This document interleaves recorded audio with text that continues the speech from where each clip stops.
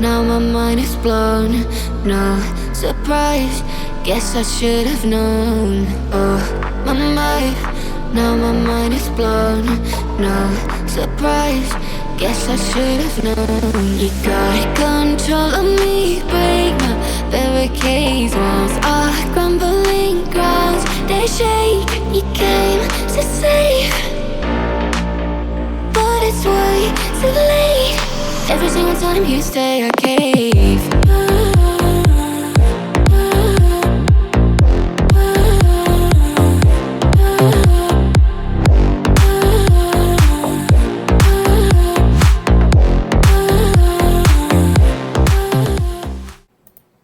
Being like not being able to manage their emotions as well. And part of this is where you'll just start to lose your words, which has probably happened to me a little bit right this second. But you'll start to lose the words that they're in your brain, but they won't come out of your mouth. And it is about your hormones mostly. And what happens is where you may have been able to find some words prior, it's so much harder to find them at that time that it really can make it so that some women pretty much go mute, right? They just decide that it's easier to not have to try to deal with this or figure this out, especially women that don't know that they're neurodivergent. Yeah, when you were speaking, there's a book, Luann Brisening. She's a neuropsychiatrist, I believe is what she goes by. She's a researcher, and she is in private practice. I can't remember if she's still on sabbatical right now, but one of the first books that I read where I became aware of her work was The Female Brain. And then most recently, she wrote a book called The Upgrade, and she goes into the endocrinology of what happens with women when they're going through the change and all the things that can happen as a result of hormones. While she doesn't specifically articulate anything about neurodiversity, one is able to infer, and if everyone's interested, or if someone's interested, I'll put those details in the chat. Absolutely. Now, understand, this is kind of like a really specific niche subsect of what our overall topic is today. But no, they're finally starting to do studies on female neurodivergence and the way the cycles of our life from adolescence through elder age actually affect our neurodivergence because of those hormonal swings like IngerShaye was talking about. Yeah, I think it's also interesting to note, since we're also talking about women, which is a rabbit hole we're going down.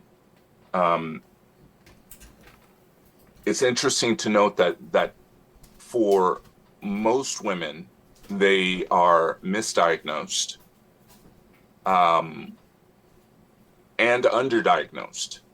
As an example, because they have 10,000 more neurons in their communication centers than men do, then and the diagnostic criteria for the different types of neurodivergence, whether it's autism or ADHD or some of these other things, because the diagnostic assessments were written for white men, they're not always appropriate for people of different cultures, and certainly not for women. Just wanted to put that little factoid out there. Yeah, you're real, like that's my wheelhouse. That's what usually when I go out and speak, I speak a lot about those things. But I also know that's not the rabbit hole that we're going to go down. Yeah. So I didn't mean to take everybody down there. But if you look at like Dr. Sandra Kuch, she's Swedish, but she's done a lot of work on that. And so people are interested. I think that I do some work with her. If you go and look at her, people could get some information there. But I digress. You'll have to put those details in the chat. I definitely want to look that up. Okay. That is Well, one of the things that we do here, though. We showcase us as we are. We don't sugarcoat it. So sometimes we end up in a rabbit hole. But to swing it back, no, I think it's really important that we touch on stereotypically, a lot of people, when they think nonverbal, they think extreme autism or they maybe even moderate autism, but they're having a bad day. But this does happen across many, many, many of the different neurodivergent branches. I know it happens to me constantly, even if it is a result of depression days. When the depression hits particularly hard, I lose the ability to articulate not just what I'm thinking, but what I'm feeling. And that can cause extreme emotion that looks very much like my older autistic son when he's having a nonverbal day. So let's take what you just shared and put that into a question. When you think about the times you've struggled to find words, whether it's grief, stress, awe, what did you wish others would have done for you in that silence? Oh my gosh, that's such a heavy question, Stone. You always do this to me. IngerShaye, would you like to go first while I try to think about this? yeah, that's actually a really great question. It's really the question that we all want answered, right? Because we can talk about it, but when we don't talk about what other people need to do, then they don't know. And they say and do things that we, aren't helpful, that can even make it worse or make us feel like, why am I even bothering? So for me, when I have days where it just, I'm not talking, or as you mentioned, where you're not even sure what your emotions are, let alone when somebody says like, well, how do you feel about that? Or what does that mean for you? It's difficult because there isn't anything there. And so a lot of times for me, myself, I would just like you to be there with me, right? There's really nothing for you to do in that moment, but be there and be supportive. Not in that like, oh, honey, supportive, that way of like, I'm here and I can wait, right? I'm here and I can wait if we need to have a conversation. Sometimes the processing takes a little longer and you need to have that extra time and you need to feel calmer in order to have conversations. So to have people to be able to wait without being impatient, or you feeling like, the here I go again, because usually being depressed, right, or having like these emotions, even the ones you aren't able to articulate, when you have someone else, you feel like there's judgment or there's pressure. It just makes it so much worse. And so we can have people around there just like, everything is fine. And when you're ready, you can talk. Or occasionally, I like it when people will throw out a few things for me to grab onto to say when I can't quite figure it out. But it depends on who it is I'm talking to. So many times it's like, I wouldn't want someone to do that because if we're not in a really good trust relationship, it can feel like pressure, right? But in a trust relationship, you can throw out some of the words that I'm trying to articulate or give me some space, some things to be able to use to, as a jumping off spot to be able to talk. But also we can put this off if this is not that day, right? Sometimes it's not that day. But That if it's what if we somebody didn't that do it? has that relationship Yeah. with you, that knows you on that level as to whether or not they need to just lay back and let you step back and step away, or if they need to try and throw out those words that may help you, or if they may need to step in to try and give you that bridge to get your thoughts expressed. But a lot of people, they don't have that person in their life that's always right there next to them. For me and Deanna, I consider myself exceptionally lucky that I've got her, but other people don't. So what, do we have any kind of ideas or any frameworks for someone who does not have that readily available, how they could assimilate something similar? Yeah, I think we've talked about that in other episodes where we've discussed making sure that we have an appropriate tribe Mhm. around us. And if we don't have the appropriate tribe around us, trying to express to someone what our needs are largely are going to go unheard. But I am, as both of you were sharing, it reminded me of this scene in a film called Inside Out. Are you familiar with it? Mm-hmm. Yes, we have small people. We have seen it. Well, it is a cartoon. I think it's Pixar, and there's a scene where the elephant character is crying, and they're really sad, and then sadness goes up to them and says it's going to be okay, and happiness goes up to sadness and says, don't do that, you're going to make it worse, because happiness is trying to, what is the word? Make everything okay, trying to make the feelings that the elephant character is having, trying to make those feelings as if they're wrong. I'm over explaining for those who have seen it, but for those who haven't seen it, maybe this might be useful. So you were both describing empathy. I agree. I completely agree. I find it also fascinating, though, because both of them, it felt like to me, were describing a scenario of someone coexisting in their space and being present for them in that empathetic moment. And it really to me, shows the difference, the spectrum of our reactions, because for me, I want you to support me in the other room because your presence is part of the problem. Hey, I hear that. I hear that. Your presence is part of the problem. It's just sometimes hard to differentiate what it is that you need each time, because that's the thing. I've found that it's every time is a bit different. So I will say it is not easy for other people to know what to do for us, but the people, like you're saying, who are closer to you, you know, they can figure that out, or you have those conversations. But when you're in other spaces, even though, just as you said, I like you, A, you should have your squad. I think that's really important. And B, in, you know, what I call neurodivergent friendly or ADHD friendly spaces, right? Try to stay in those as much as possible. Because if you do, it makes all this so much easier. But for the parts when you can't do that, it is for you, I think for you, the individual, to have a game plan, right? Because if you're having a day with not a lot of words, or you're having actually just even a moment, because you know how that goes. I don't know if it goes this way for everyone else.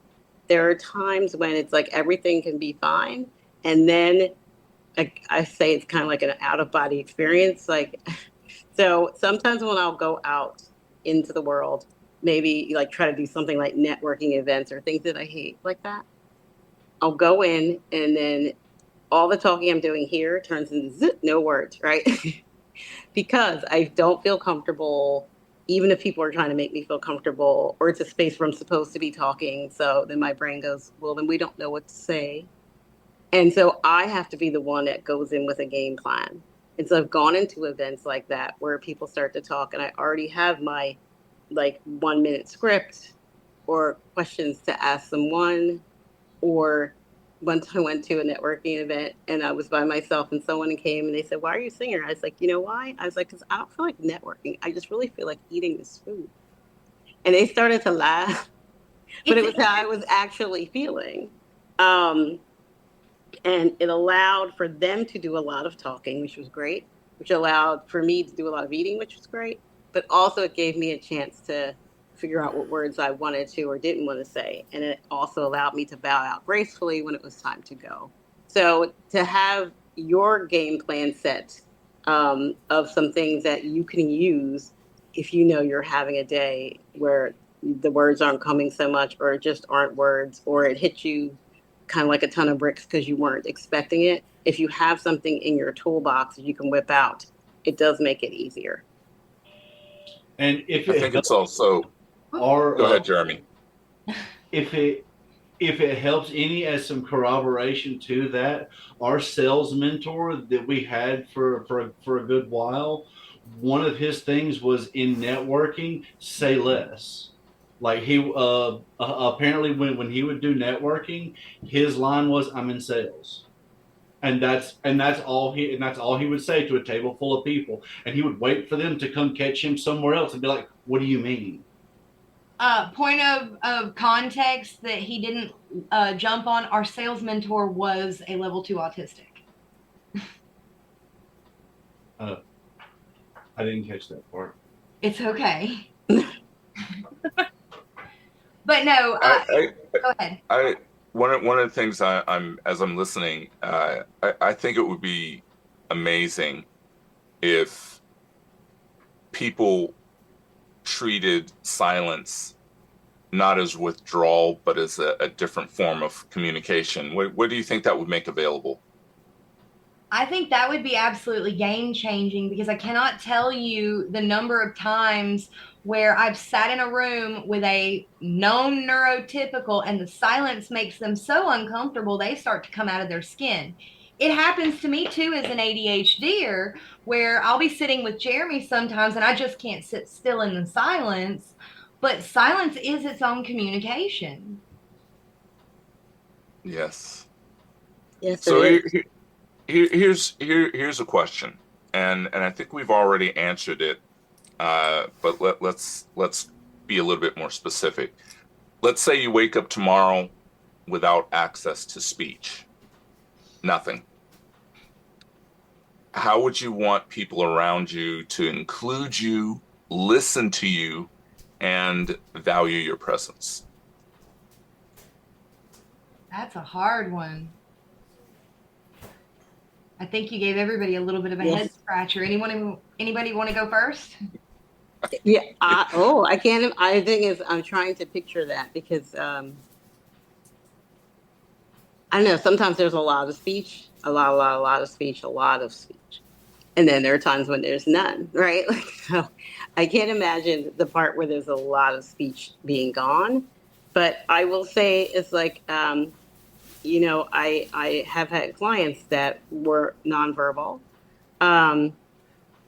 especially in my psychotherapy life. And sometimes including them is just, again, being there with them, right? Being there with them, allowing the parts of communication that aren't verbal to be a part of the quote unquote conversation we're having. Because a lot of people are nonverbal, are still communicating on such a high level. But to do that, you really have to then pay attention to them, right? You really have to do that deep kind of paying attention and, quote unquote, listening to them, to be in their space and to, for lack of a better term, hear what they're saying or what they're trying to communicate to you. And so I think that's something that people would have to learn. It's not something that people are used to. We're so bombarded with all kinds of, sounds and people talking. And, I'm a therapist also, so I can sit in silence, right? I can drop something and sit there and wait for someone to answer, because I've been trained to do that. But that's not usually what people do. So I don't know if that answers your question, but. Well, the question was more about you. Yeah. Each of us as individuals, for what happens with me, I'm a counselor, and so I already have a game plan. And what has worked for me personally is I will send a text to my support worker that says, no calls, no talking, no questions, 48 hours. And I close the shades, I close everything, no tech, and it fuels me up. I get energized, and then I can come back out and face the world. Oh, so that's what you do when you feel like you're getting to kind of a burnout stage, like before you get there. Yeah, that's before I become nonverbal. Yes. Or experiencing any type of burnout. Yeah. When you feel your tank starting to get empty, when you feel like you're starting to run down before you get to that last step. Correct. See, from my perspective, I often don't have much warning. And so for me, when I get into that state, it's allow me to be present, without forcing me to engage? Mm-hmm. Well, it's different with different cultures, and we've discussed this before. Yes. For instance, I'm an African American man. I'm 195 centimeters tall, 6'5". So me becoming dysregulated or nonverbal in a situation in a neurotypical environment or ecosystem where they don't understand, that could be unsafe for me. Yeah. Maybe they would look at my behavior as being hostile or aggressive, and they could call the police, or, well, certainly in America that could happen, and that would not be useful for my health. Mm. So I think And it's not being verbal. Yeah. On the day, if you're not verbal, yeah, uh, that's seen as aggression by not speaking. It's so interesting, right? A lot of times it can be seen as aggression because you're not then being a part of what people would expect you to do. And that's kind of why I said but don't force me to engage, because Stone tells his story from the perspective of the fears of a Black man. As a mom, I have that same fear for my 19-year-old because he's 6 foot. Why did they make you so tall and 350 pounds? And when he goes nonverbal, forced engagement is often responded to with rage. And now he's seen as a very dangerous individual just because of his size. yeah, yeah. So I think we're alluding to the fact that it is really important to have a game plan. And Just yes, and a because place we're to disengage too. Mm-hmm. exactly, and you know, just because we're in a place where maybe sensory perception is different, or maybe social cues are different, it doesn't mean that we get to raw dog and say it isn't fair. How come I'm not being included? We have to acclimate to the environments that we're in. We're responsible for how people receive us, how they perceive us, and how they understand us. Now, maybe that's not fair, but that's the pond that we're in until we build our own. I appreciate you saying that a lot because, sometimes, when I'm out there in these internet streets saying things like that, people are, really like, people are just supposed to like accept me for who I am. Like now I'm not masking and, this is what you get. And the thing is, no one gets to really run around like that so much, maybe a few people, but not really most people, right? We do have to be responsible for who we are, what we're putting out in the world, some of how we're received, and then how we receive others too. And I think it's important, and that's why I really think, especially this conversation of having us ourselves having a game plan. Because if you're waiting for someone else to have a game plan for you, they're going to have whatever the game plan is that they decide they're going to have. If you Yeah, have your own game plan for how you'd like this to go, or things that you can pull out to make your life easier, because I'm always about like making our lives easier. That's really what I want for, anyone who's neurodivergent, is to have the easiest, best life that they want. So thinking in terms of how to make your own life easier and better is having a game plan is a way to be able to make that happen, right? You're not dependent on somebody else trying to get it and make it better for you. These are ways yeah, that you can have your best life by being as prepared as you can, and also being prepared to leave if you have to leave. I know what it's like being a mom. Sometimes like we're always pulled upon a mom too. I know it's like having a son. My son is the opposite. My son it's my first son, 5'4", if that, but being seen as a threat, even though he's 21 and he's a really small man. But being seen as a threat just because of the color of his skin and the dysregulation that he does have. Also with being 21, where, the brain takes a little bit longer to get where it needs to go. So it's probably like a 15-year-old out in this world is very scary.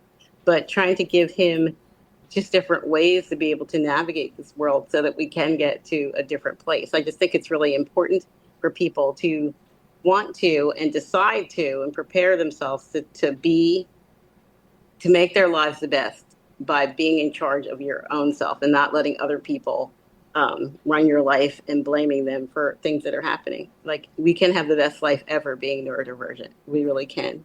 And people need to know that. Sorry, I'm sorry to cut you off, but I think what you're saying is really important because you keep using the phrase having a game plan. And that means being aware enough to understand that something is not right in your universe and you need to self-correct. See, I love this because it may be cliche, but no one plans to fail. They fail to plan. And it's what I'm constantly telling my kids. Think about what's going to happen tomorrow. What's going to happen down the road. And that's what we're talking about, is think about what's going to happen and make your plans for what's going to happen. Make your plans for if the good thing happens, make your plans for if the bad thing happens, but make plans. Don't just let life happen to you. You know, IngerShaye, another thought that's come up from your sharing is the flip side, which is adults who either don't know that they're neurodivergent, they don't know that they're ADHD, or they know and they refuse to accept it. And so they attempt to mask. And they think that by masking, they're going to be able to run out the clock, and all they have to do is do what they're doing at work, carry that heavy load, and then once they get home, they can relax. And that is a huge, colossal recipe for disaster. Absolutely. So many people that I deal with are, late stage diagnosed, if it's what we want to call it. But how people, like you said, they either don't know, because it is that the DSM is really only set up for like young white boys falling out of their chairs. We're working on having them at least add the guidelines for women, because the guidelines aren't even for women, let alone for people of color. But they don't know because they haven't been diagnosed, or they've learned to mask so hard and so much. And there's that respectability politics about the way you're supposed to act and doing those things. And like I said, when you come home, it's not so much. Or you don't know, because a lot of my clients, they don't know, myself too, that I was neurodivergent until my kid got diagnosed, even though I was a therapist. Because you really don't get a lot of information about being neurodivergent unless you were going to deal with kids, right? So there's a lot of it, and it is kind of a recipe for disaster. And I think it's the reason why, we talk about nonverbal. There is that part where a lot of people separate from their families because they feel like they're not understood. Where the neurodiversity, it's everywhere because, it's all over your family, and the way that everyone's dealing with it when they don't know they have it, or they don't want to deal with it, or we've been told, like, you can't say, well, if you say that, then something's wrong with you. Nothing wrong with you, like, you're just fine. And it doesn't allow you to be who you are. So talk about not being able to, not speaking or not dealing with things so well, because that's really what I found where the depression and the anxiety come from. It's really not from being neurodiverse. That's not the biggest issue. It's all the things around it that are the issue. Misunderstandings and the way we're treated. Yes.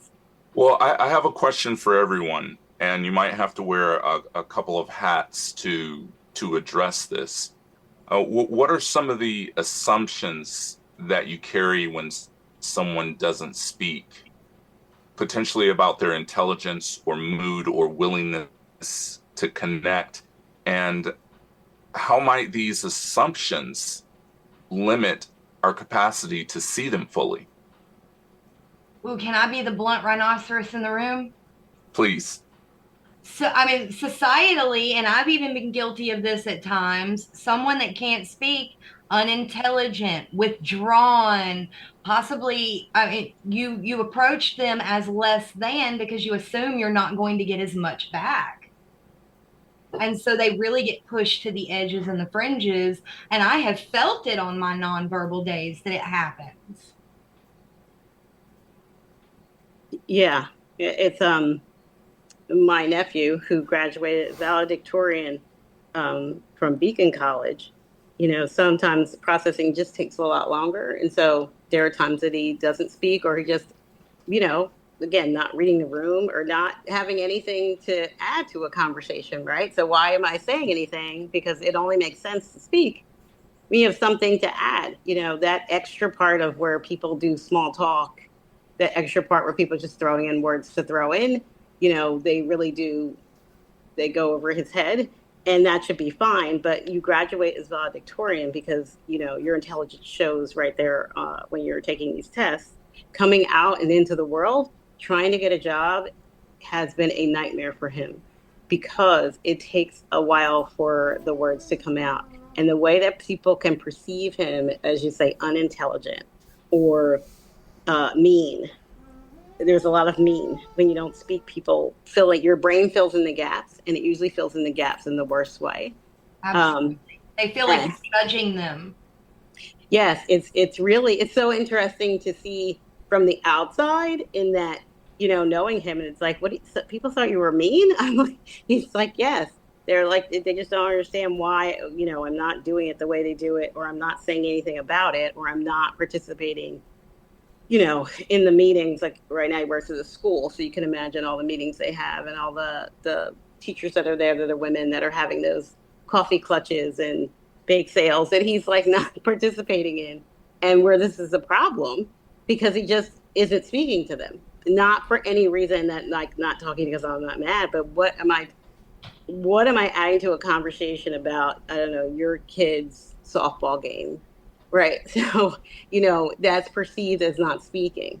It's more of that, I don't have anything to add.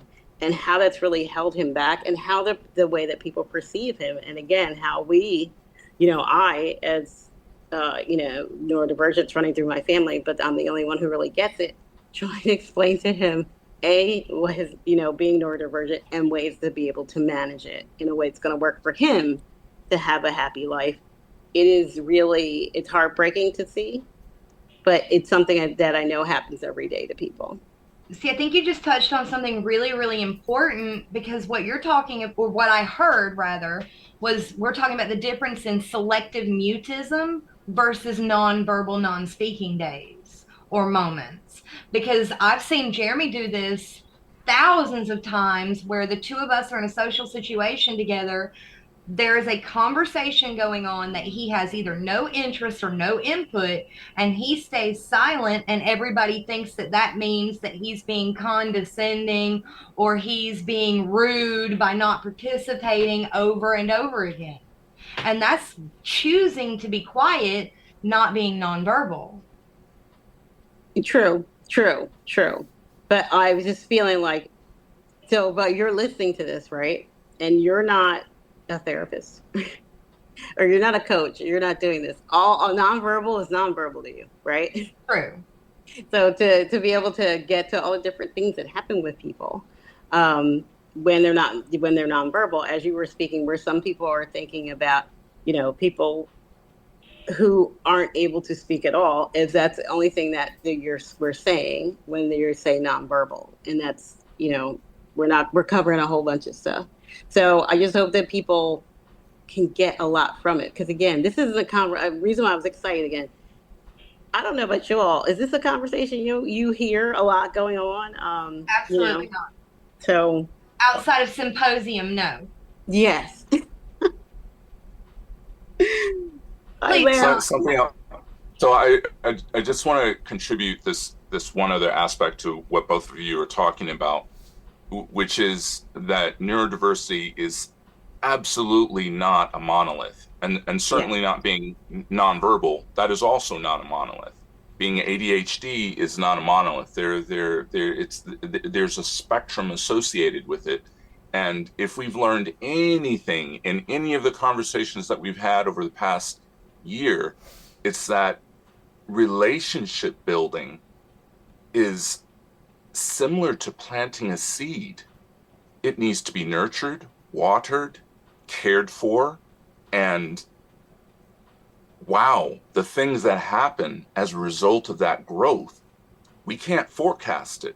But if we aren't willing to be available for possibility, then we get what we get. We get what the neurotypical world has to offer, which doesn't work. Not long term anyway, and it certainly isn't going to work for longevity.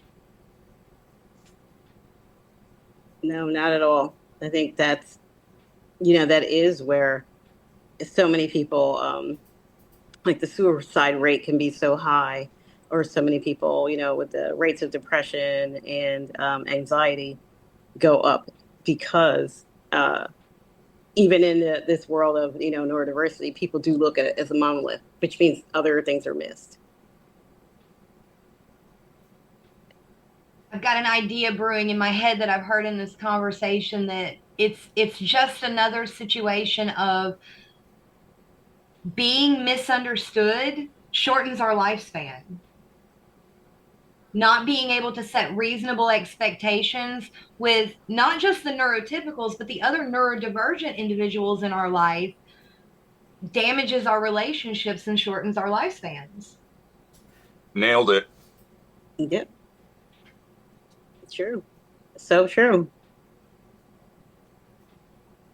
Jeremy, you are, do you have any thoughts here? Because you're being awful quiet on me. Nope, I put him on the spot. It's okay. Oh, perfect. I do it all the time. He has nonverbal moments and I push him, but it's okay. I love him anyway. Let's say that love, care, and community, let's say it could be expressed without words. What would your unique expression of that look like?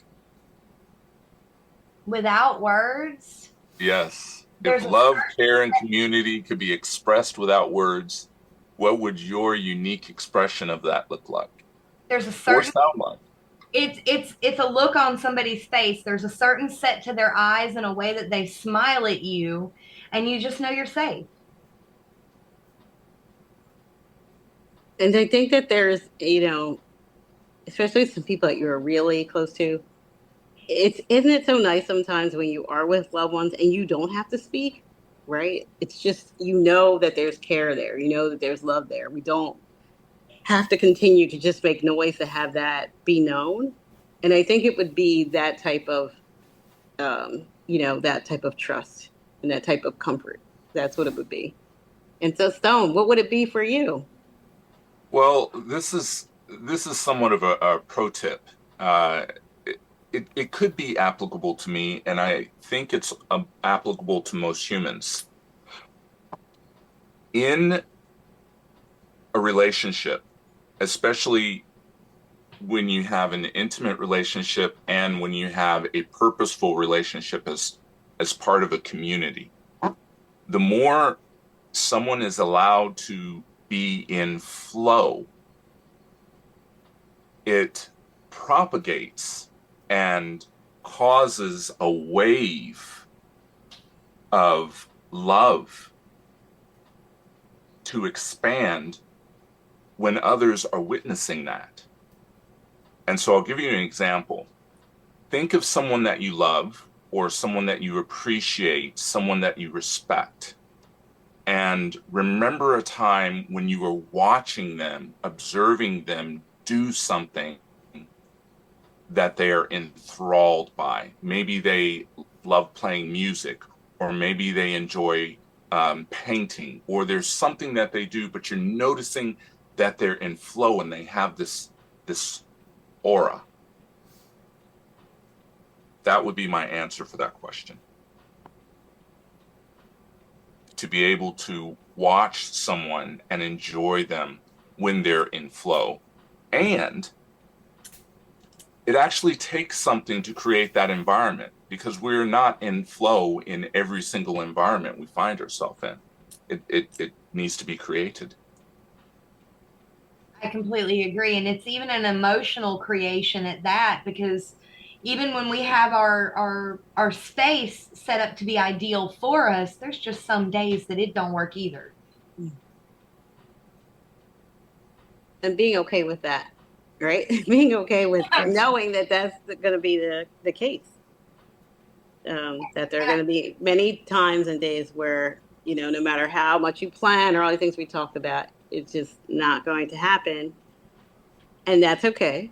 And starting out either the next day or the next hour, like, you know, it doesn't have to be forever. And having some self-compassion. Compassion, not shame. Yes. All right, both of my men folk look very contemplative. Yeah, I was just thinking, IngerShaye, you and I, as well, I'm a counselor, and in my role with my clients, I mostly ask questions, and I listen, and I don't ask 15 questions. I might ask 2 or 3. But I was sitting here thinking, what would happen for me if I were to intentionally speak even less than I already do? And if I were to reduce my speech, let's say by 50 to 75%, what alternative forms of communication could I come up with?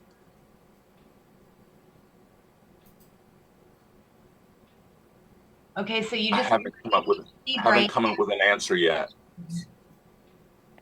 Because Say now that all again? we know is written communication off the table. Are we allowed to have flash call? Like, I've got too many questions now. I need to brush up on my sign language. And we are taking this slightly flippantly because, you know, we don't like to get too heavy. But, I mean, it's a valid question. How do you communicate when we take words off the table?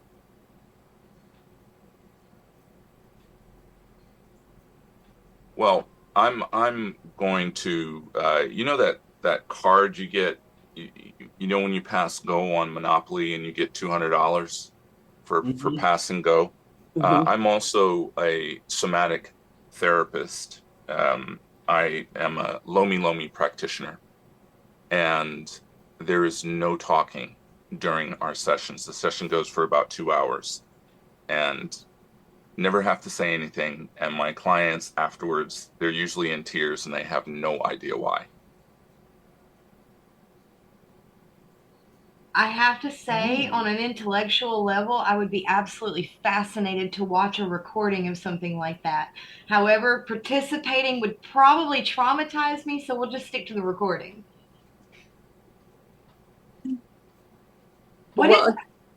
Go ahead, please. Yeah, I was going to say it's just interesting because, you know, your emotions and things do get trapped in your body. And so when you do these different things, like I do some somatics, and I also do brain spotting, which you don't have to speak. A lot of people will do some internal family systems, which I don't want to get really deep.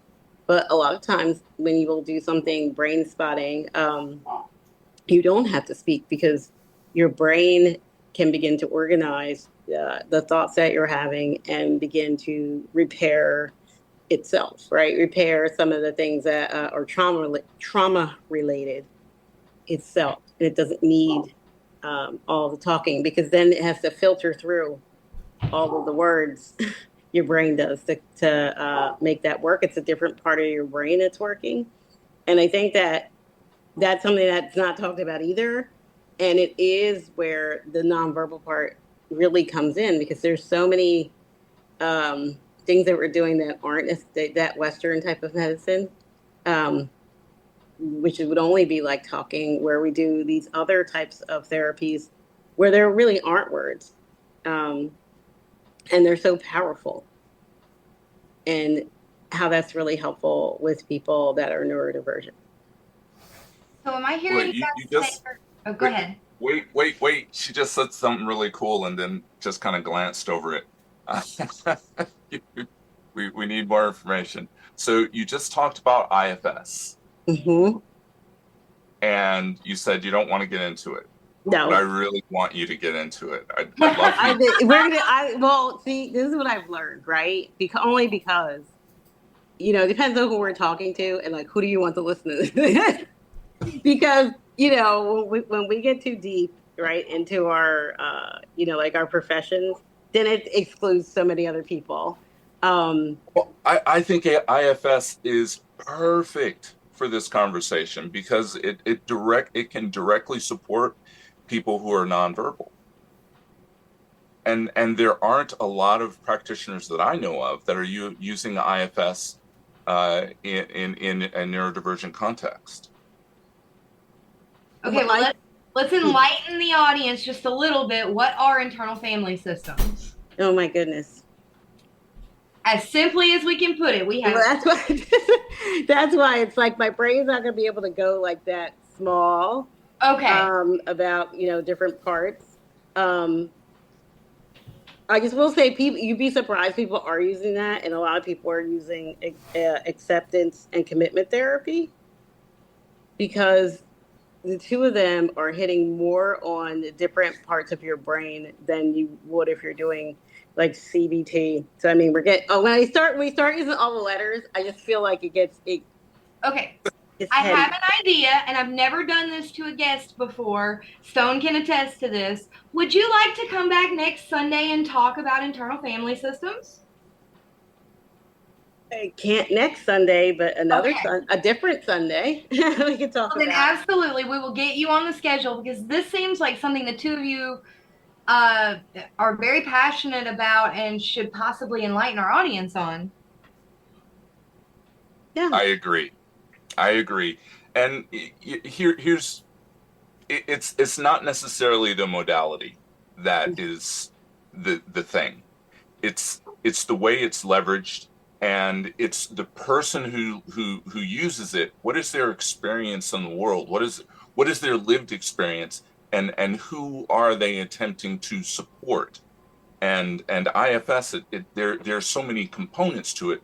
Just like with CBT, I mean, a lot of people, they talk about CBT as if it's, some type of end all and be all, but it really gets down to how the practitioner leverages it.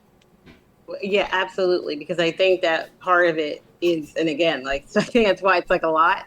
Because if you're doing some of these things in the strictest of ways, maybe not IFS as much, but a lot of them, they really aren't culturally relevant, right? The way that exactly that they come out aren't. But when you make them culturally relevant, right, to the client, any of them, is how they are. That's how they're helpful to people, right? And so when I very, very, very first started out being a therapist, and everything's great, and I put up the shingles, it'd be great. I hung it up. I got a client or two, and I started to work, and nothing was working. And I was like, holy crap. Did I just go through all this school and everything for this not to work? And it was like, because you're not being yourself. You're not being yourself, which is not allowing your clients to be who they need to be. And so just naturally adapted things to, once I threw that out, and it's like, adapt to the ways it's going to work for you. And I found that then the clients that come to me are the clients that are supposed to be with me. And because using any of these models straight off isn't that helpful. But being able to just allow the person to be who they're going to be and really have them as oh my goodness, I forgot your name. I'm so sorry, Deanna, your husband. Well, it's not about speaking so much, right? Allowing them to speak, to be able to help to either heal their wounds or figure out the answers to their questions, or being the thought partner that someone needs to make this life a better life for you, especially being someone who's neurodivergent. I just think it's really important. I think we're running out of time, but I just want to provide this last little, not even a nugget, but a food for thought, is that as we're considering some of these modalities, some of these thoughts, some of these ways of being as neurodivergent people, we also need to acknowledge and be curious about the intersectionality, and start to develop cultural awareness. Because if we're not doing that, what can happen is we can become perpetrators of the same insensitivities that neurotypical people are always doing towards us that disempowers our ability to live a life. So I look forward to us having another conversation, because I think that we're going to bring that cultural awareness, and that we'll be able to articulate several intersectionalities that could really liven the conversation. I completely agree. And like you said, though, we are unfortunately almost out of time. So I'd like to we've got 2 minutes. I'd like to give both of you the opportunity to tell the audience where they can find you if they're interested in more information about anything that you have said today. Stone? Oh, me. Well, I'm best found on LinkedIn. Stone G is spelled Gye. You just look up Stone G, search for me, you can add me, and I am happy to have a conversation. IngerShaye? And I am at IngerShaye on all of the socials, IngerShaye. And you can find me at IngerShaye.com. And I am the founder of the ADHD Black Professionals Alliance, which speaks to what we were just talking about, the intersectionalities that go with ADHD and all neurodivergence. And I guess, and I'm also on LinkedIn. That's right. You can also reach me on LinkedIn, and that's right. Just reach out. And I love to have these conversations. I just think they're so important. And hopefully we will have you on again here in the near future. So great audience. This has been another episode of Neurodivergent News Live. We will see you same time, same place next week. That's Sundays at 5 p.m. Central. Everybody have a wonderful and glorious week. You got control of me.